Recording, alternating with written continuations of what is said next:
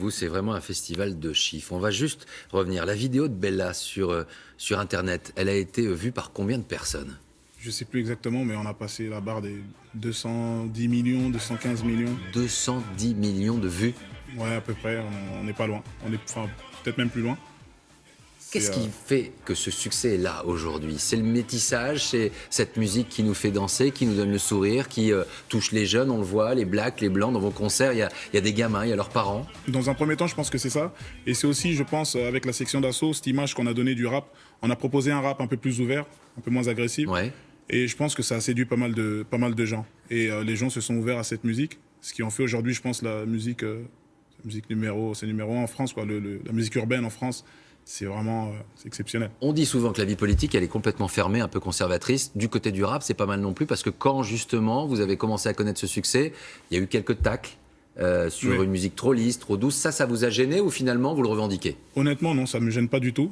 Je le revendique, j'en suis très fier, parce que je pense que tous ces gens qui lancent ces pics, justement, aimeraient peut-être être à ma place. Et voilà. Et je pense que le plus dur, c'est justement de faire de la musique qui plaît à tout le monde. C'est important de rappeler d'où vous venez. Vous le faites dans un livre, justement, votre exil de Kinshasa au Zaïre, devenu République démocratique du Congo, réfugié, immigré. Vous arrivez à quel âge en France?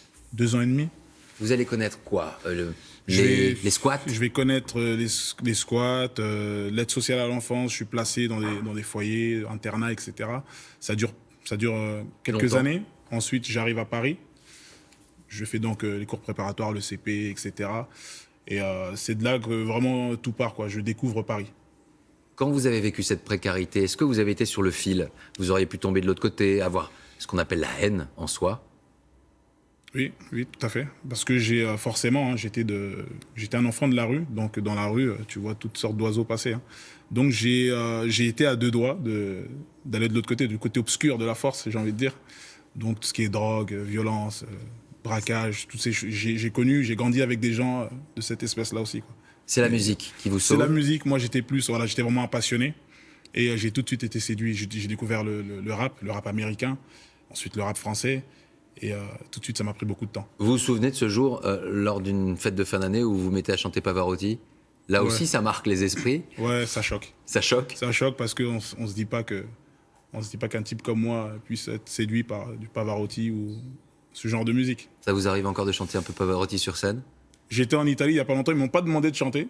Mais ça m'a surpris, je m'y attendais. Je me suis dit, bon, ils vont peut-être me demander de chanter. Je vais vous le demander ce soir, non?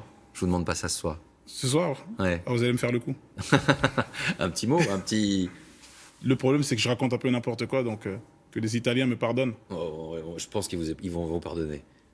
Homo immobile, carbium al vento, e di pensiero. Et là, on comprend, à un moment donné, qu'il y a quelque chose, il y a une histoire qui est en train de s'écrire. Il y a une histoire qui s'écrit. Moi, je me découvre une petite voix et une petite passion pour justement ce type de musique. Donc, j'essaie de combiner tout ça avec la musique urbaine et tout ça. Entre la vie d'avant et la vie d'aujourd'hui, vos parents, votre mère qui faisait des ménages, Ouais. quand elle vous voit aujourd'hui réussir, gagner beaucoup d'argent, elle vous calme, elle essaie de vous contrôler un petit peu? Elle est de bons conseils, hein, elle est plutôt de bons conseils. Et c'est un peu pour moi une boussole parce que elle ne cesse de me rappeler, voilà, on vient d'ici, voilà ce qui s'est passé, n'oublie pas, etc. Et ça permet quand même d'avoir un peu de recul. Aujourd'hui, l'argent, vous en faites quoi? Vous flambez un peu? Quand on a manqué d'argent, on flambe? Je pense que ce que j'en fais de mieux, c'est de faire plaisir à pas mal de gens autour de moi, notamment ma famille, des voyages, des vacances, des cadeaux. Je pense que... Et je me fais plaisir aussi un petit peu. Aujourd'hui, vous êtes l'un des chanteurs français les plus populaires, vous le comprenez, et pourtant vous n'êtes pas français. Ouais, Vous le souhaitez? paradoxe. Bien sûr, je le souhaite et ça ne serait tardé parce que là, j'ai reçu un appel du gouvernement qui m'appelle à devenir français. Donc, je vais y aller et je pense que ça y est. Maître Gims, Gandhi Juna, c'est un joli nom également. Merci.